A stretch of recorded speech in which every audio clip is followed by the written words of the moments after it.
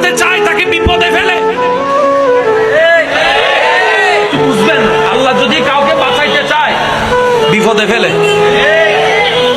মনে করেন আপনি রাস্তা দিয়ে হেঁটে যাচ্ছেন, পা একটা মশার গেছে, ও মারে, আল্লাহ পাক ফেরেশতারা বলে যে আমার বান্দার এই ব্যথার কারণে গুনাহ মাফ কর, গুনাহ মাফ কর, গুনাহ মাফ কর, গুনাহ মাফ কর, গুনাহ মাফ কর। বান্দা তো বুঝে না, বান্দা বলে যে আল্লাহ আমার পাটাই তুমি ভাঙতে পাইলা।